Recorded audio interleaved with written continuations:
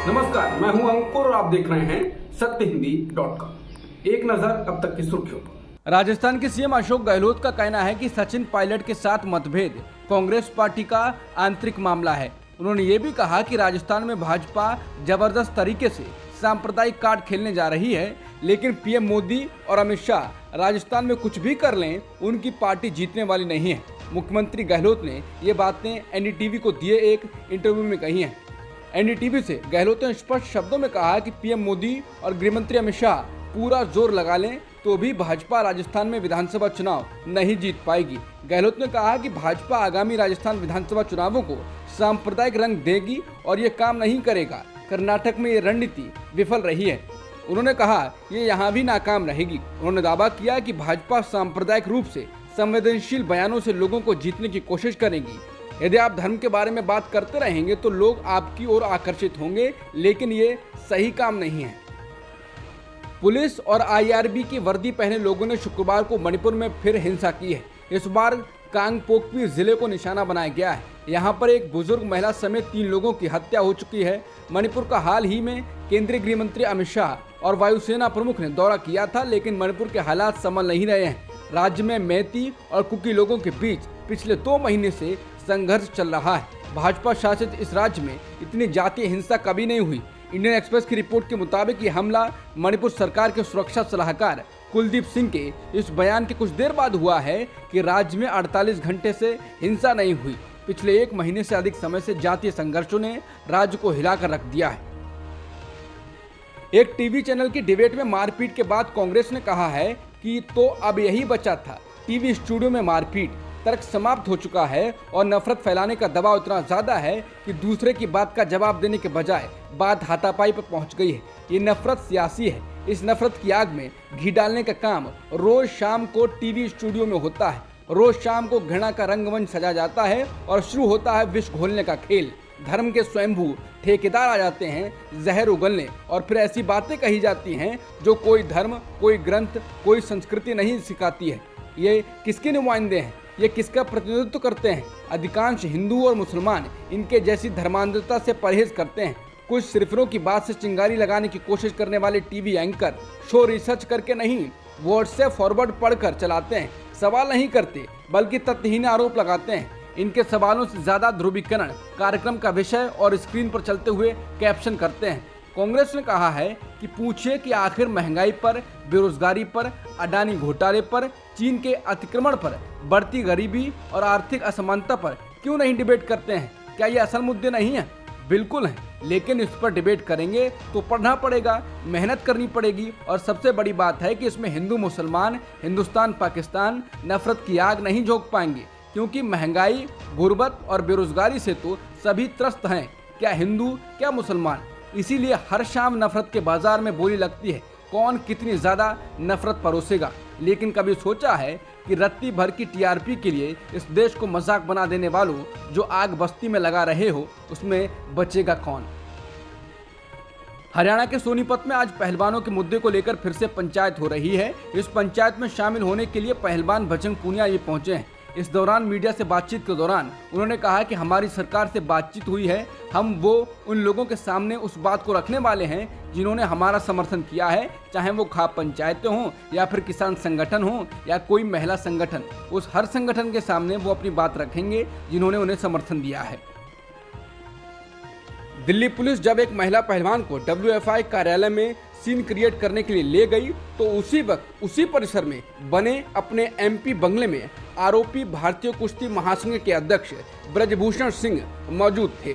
बता दें, महिला पहलवान की शिकायत और FIR के अनुसार WFI अध्यक्ष सिंह ने 2019 में कार्यालय में उसका यौन उत्पीड़न किया था। द इंडियन एक्सप्रेस से बात करते हुए महिला पहलवान ने कहा कि जब उन्हें पता चला कि सिंह उस समय अपने आवास पर मौजूद थे जब वो WFI कार्यालय में थी, तो उन्हें डर लग रहा था। उन्होंने कहा कि जब मैंने पुलिस से पूछा तो उन्होंने कहा कि वहां कोई नहीं था, लेकिन जब मैं घर आई तो मुझे पता चला कि ब्रजभूषण वहां घर में थे। बाद में मैंने देखा कि ब्रजभूषण ने मीडिया से बात की और कहा कि वो अंदर सो रहे थे। मैं बहुत असहज थी क्योंकि वो एक आरोपी हैं और उसके खिलाफ FIR है। उन्होंने कहा कि बस पुलिस के साथ जाकर जो हुआ उसे दोहराना कठिन था। ये जानने के बाद कि वो वहां है मुझे डर लग रहा था।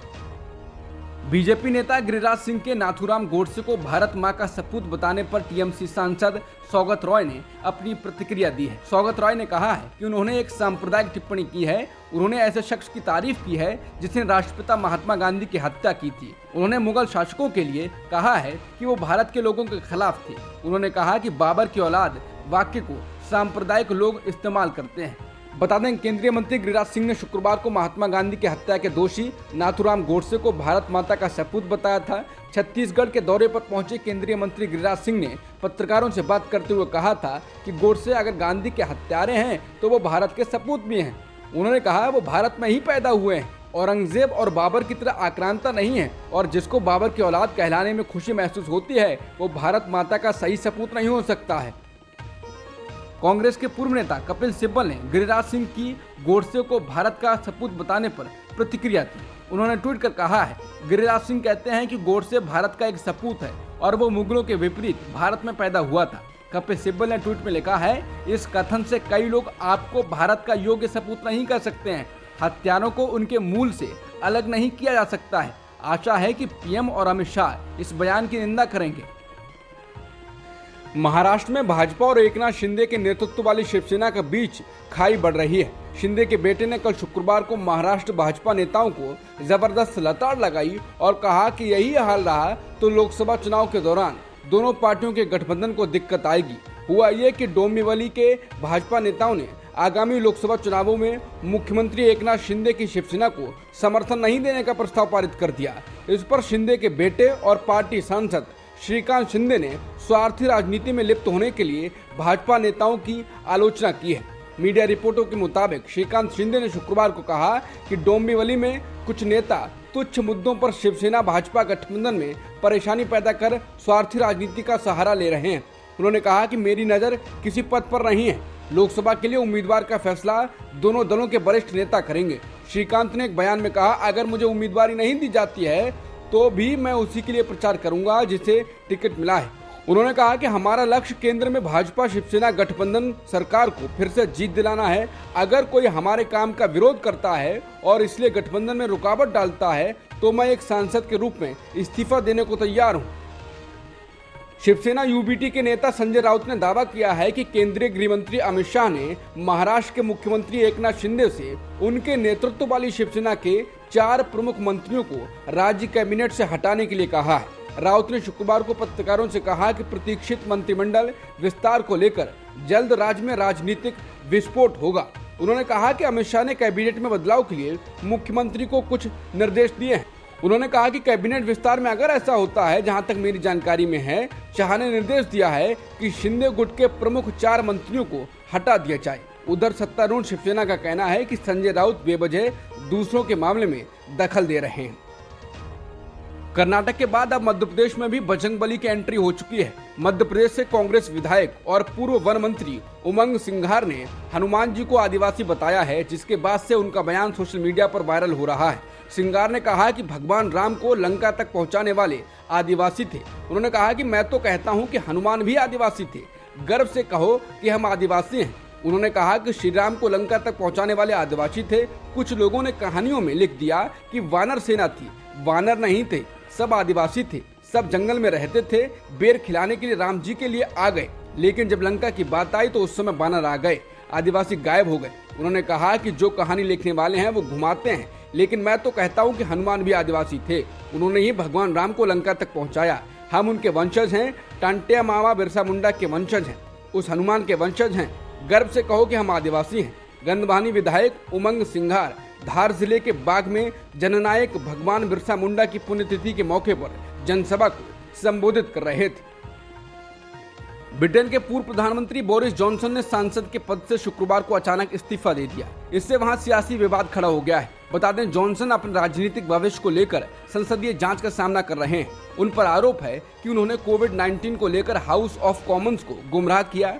बता दें, हाल ही में एक संसदीय समिति ने कहा था कि लॉकडाउन के दौरान डाउनिंग स्ट्रीट में पार्टियों का आयोजन किया जा रहा था, जो कि साफ तौर पर लॉकडाउन का उल्लंघन था। लेकिन जॉनसन ने इस मामले में संसद को गुमराह किया। वो हाउस ऑफ कॉमन्स को कहते रहे कि लॉकडाउन का पालन किया जा रहा है, इस मामले में उन्हें दंडित किया जाएगा। बता दें, जॉनसन के खिलाफ संसदीय समिति इस बात की जांच कर रही है कि क्या उन्होंने कोविड-19 महामारी के दौरान डाउनिंग स्ट्रीट में लॉकडाउन ब्रेकिंग पार्टियों के बारे में हाउस ऑफ कॉमन्स को गुमराह किया। इस्तीफे के बाद अगले साल होने वाले आम चुनाव से पहले सत्तारूढ़ कंजर्वेटिव पार्टी में गहरे विभाजन फिर से खोल गए हैं। अब तक की खबरों में इतना ही। बाकी खबरों के लिए बने रहिए सत्य हिंदी.com के साथ।